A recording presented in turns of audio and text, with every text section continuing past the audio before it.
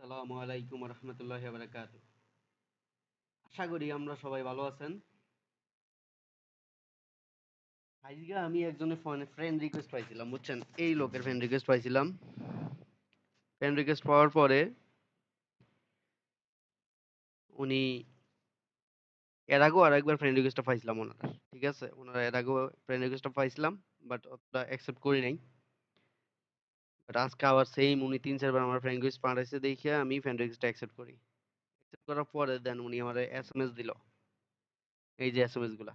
তো এটা ফইরা যা বুঝবেন, বিস্তারিত যা বুঝা যায়, এটা হলো গিয়া আহ এটা এক প্রকার একটা স্কিম, সোজা হিসাব। উনি ইস্তাম্বুলের একজন লোক, তুরস্কে থাকে, এই সেই আবিজাবি অনেক কথাই কইলো। পইরা নিবেন সুন্দরভাবে, ভিডিও ইউজ কইরা। তো এখানে স্কিমটা কি এটাই দেখেন। একজন প্রয়াত জনাব, ওনার নাম, আপনার দেশের একজন নাগরিক, যিনি এখন এখানে ইস্তাম্বুল সোনার ব্যবসা ছিলেন ২০০৭ সালে। তো উনি ৭ সালে উনি হয়তো ওনার কাছ থেকে কিছু টাকা পাইতো, আমানত, স্থায়ী আমানত ছিল। কত? দেখেন, almost ৯৫ lakh. ৯৫ lakh USD, not Bangla, Bangla Real. তো যাই হোক, পরবর্তীতে আপনার দেখেন উনি মিলিয়ন ২৫ মার্কিন ডলার নির্ধারিত তারিখে আমানত জন্য গত বছর ছিল। তো উনি আমারে বললো আর কি, এই এখন উনি একজন লোক ঠকাইতে আছে, সৎ এবং বিশ্বাসযোগ্য লোক।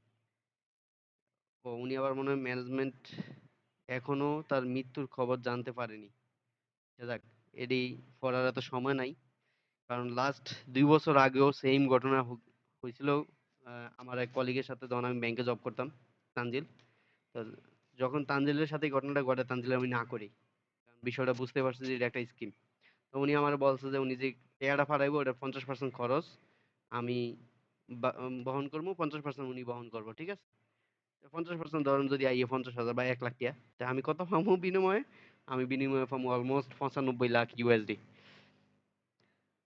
তো যাই হোক, উনি আমারে মেসেজ করলো আমি অ্যাকসেপ্ট করি কিনা, আবার বললো যে আমি ওনার বার্তাটা বুঝতে পারছি কিনা, এই কথাটা বললো। আপনি কি আমার চুক্তিতে আগ্রহী, এটাও বললো। এখন এটা কিভাবে স্কিম হলো? আপনি যখন টিয়াটা পাঠাইবেন, তখন দেখবেন আর আপনি টিয়াটা আইতেছে না। টিয়াটা খরচ করার জন্য উনি একটা ব্যাংক অ্যাকাউন্ট বলবো, ওই ব্যাংক অ্যাকাউন্টে টাকাটা দিতে হইব। এই এইভাবে এই কাজটা চলবে আর কি তাতে, ঠিক আছে? তো এই সকল স্কিম থেকে আমরা সবাই দূরে থাকি।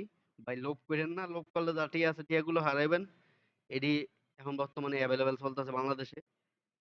কোনো প্রশাসন চোখে পড়ে কিনা জানি না। দেখা যাচ্ছে অনেক লোকে এটা মোহে পইড়া যাইতো, পইড়া যাইবে স্বাভাবিক। কয় লাখ খবর আছে, প্রায় 25 মিলিয়ন, সরি ৯ মিলিয়ন মার্কিন ডলার। চিন্তার বিষয়, এত টাকা, টিয়ারা টিয়া। যাই হোক, সবাই অ্যালার্ট থাকেন, এই সকল লোক থেকে দূরে থাকেন, চেষ্টা করবেন অ্যাভয়েড করার জন্য। কারণ তারা ফাঁদ ফাড়ছে, ফাঁদে যেই ফাড়া দিছে সেই শেষ। এটা জাস্ট এটা, যদিও আমার আমার কলিগের সাথেও ঘটছে, এখন প্লাস আমার সাথেও ঘটছে। তো আমি ওনারা সুন্দর করে একটা ইংরেজিতে গালি লিখা ফাড়ামু, যে এই কাজ তুমি তোমার বাপের সাথে করতে আইও না। এই কাজ যারা ফাইবা গাঞ্জুটি আঞ্জুটি মাঞ্জুটি তাগরে দিও, আমগো তাদের কাছে আইও না। এ লইগে যায় কথা। তো সবাই ভালো থাকবেন। আসসালামু আলাইকুম।